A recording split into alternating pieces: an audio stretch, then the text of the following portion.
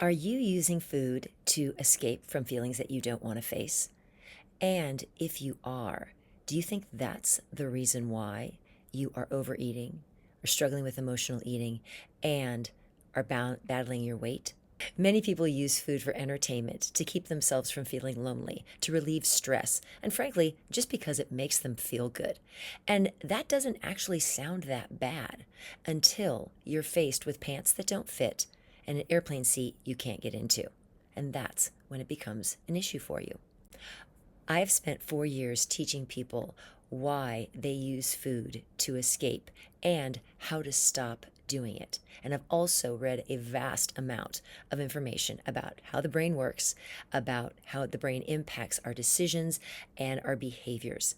And I have come to one conclusion, that there is a process that you need to take yourself through if you are using food as a way to escape from the realities of your life. And in this video, I am going to show you that process and give you all the tools you need to start incorporating this into your life. Watch all the way to the end, and I'm going to give you all the information that you need.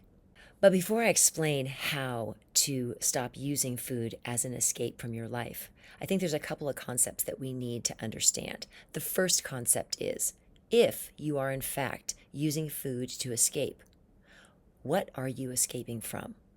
Well, the bottom line is you're escaping from feelings. You have feelings there that are present in your life that you don't like. There are events, there are things that people have said, there are circumstances that don't make you comfortable and that you don't want to deal with. And so instead, you turn to food. You could choose to turn to alcohol. You could choose to turn to drugs. You could choose to turn to shopping. Any of those things will take you away from the reality of your life. But if we go deeper, the next concept that we need to kind of think about and the next question we need to ask ourselves is, why are we so afraid of feeling feelings? What is it about a feeling that scares us so much? Feeling a feeling is nothing more than allowing a vibration to happen in your body. That's what a feeling is. It's never going to kill you. It's not something that you need to be afraid of. And we have to learn how to face those feelings. That's what the answer is to not using food as an escape, but instead choosing to feel the feelings that are present in our lives. Most of us, and I think myself included, we are striving to have a perfect life. And by societal standards, a perfect life means everything's smooth, everything's easy, everything goes exactly as you plan it. And that is not how life goes. One of the most important concepts that I learned when I was becoming a life coach was that life is 50-50. You are going to have 50% of the time, emotions are going to be super positive, and then the other 50% of the time, they're going to be feelings you do not want to feel. No one gets away with a different percentage than 50-50. Everyone's life is 50-50. And it doesn't matter what someone puts up on Instagram. It doesn't matter what they show on Facebook. It doesn't matter how amazing anyone's life looks from the outside. Everyone has 50% of the time where they do not like how they feel, and 50% of the time that things are amazing. And once we can get to that point of understanding that and let go that striving for perfection, that's when we can start to live our most authentic life and actually feel our feelings, live our lives, and not have to use any other thing outside of us, like food, like alcohol, like drugs, to distract us or help us feel better because our lives aren't perfect the way we think they're supposed to be. Let's get into feeling your feelings or processing emotions. Now, processing emotions is a skill and it takes practice and it needs to be embraced in order to master it. Again, don't expect yourself to be able to do this the first time through. Give yourself lots of opportunities because there are going to be lots of opportunities in your life where you're going to feel like you're going to want to escape from what's happening. And this allows you to practice and follow the steps in order to allow your emotions, allow your feelings, and not turn to those vices outside of you to help you get through your daily life. So the first step is you have to try and be present and in the moment. I want you to name your feeling. So, how are you actually feeling? Because in order to actually address a feeling, you have to know what it feels like. You have to know what that feeling is. So, you have to name it. And then you need to accept that this is how you're feeling and commit to not moving away, not moving to the refrigerator, not moving to grab a glass of wine, not moving to anything else instead of just leaning into the feelings that you're having. The next thing is you want to find a quiet spot and sit comfortably. If you're someplace crowded, go into the bathroom, be by yourself, get yourself into a comfortable situation and set a timer on your phone for 10 minutes. Identify where you are holding this feeling in your body. Now, that might sound really woo woo and really out there, but we all know when we're upset, we oftentimes will feel a lump in our throat, a heaviness in our chest, we'll get tension in our neck, we'll feel it in the pit of our stomach.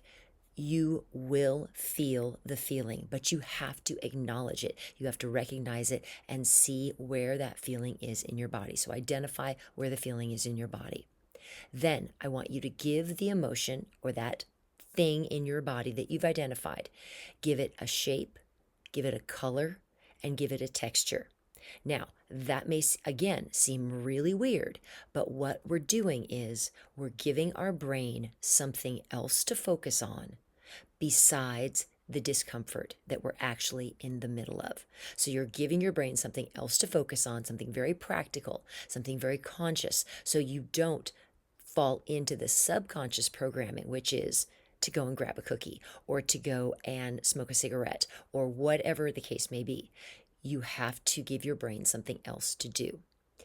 After you've identified the color, the shape, the texture of this feeling that you're holding in your body, you want to take long, slow, deep breaths and visualize the feeling in your body and let your breath kind of sweep over and around the feeling.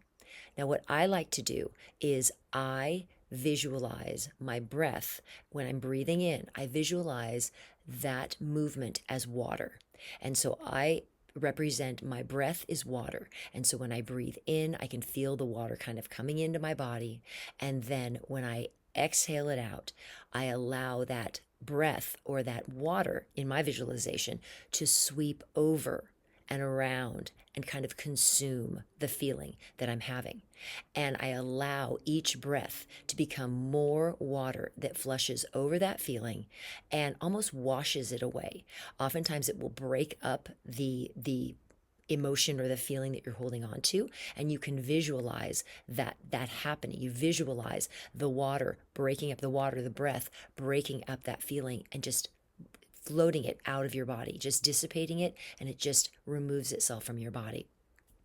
You want to stay focused on your breath and on the movement of that breath and that, in my case, the water flowing through my body. And you don't want to create any more thoughts about whatever it is that you're upset about. You don't want to create any additional thoughts. You just want to focus on the feeling in your body, the shape, the color, and the texture, and your breath, or in my case, the water flowing over it. I want you to continue with those slow, deep breaths for a few minutes and then check in and see if you start to feel a relief from that uncomfortable feeling that you've had in your body, wherever you're holding on to that emotion. The intensity of the emotions, in most cases, when you do this, will dissipate and go away within 90 seconds to 2 minutes. Now, I know that may sound incredibly crazy, but when we aren't creating more thoughts and we can just allow ourselves to lean in and feel an emotion and let the emotion be there, and it doesn't get a reaction from us, it will eventually dissipate and go away.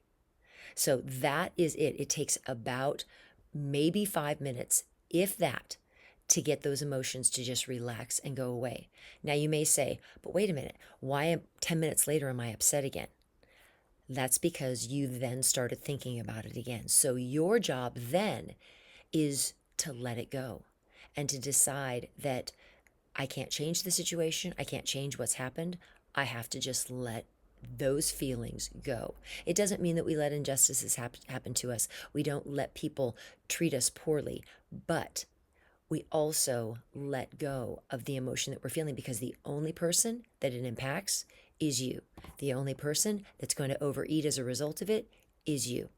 And you are the only person that you care about at this moment. So your focus is all about how do you take the best care of yourself. And in this moment, you want to not succumb to turning to eating something or to drinking or to smoking.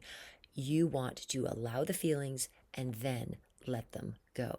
Thank you for watching to the end, and I have a checklist that I will include with all of the steps to how to allow yourself to feel emotions and not try to escape by using food. The link for the handout will be in the description. Please click on it, and I will send that to you right away, and you can start using it immediately. If this video has been helpful, please hit the like button and subscribe to my channel, Kristen Jones Coaching.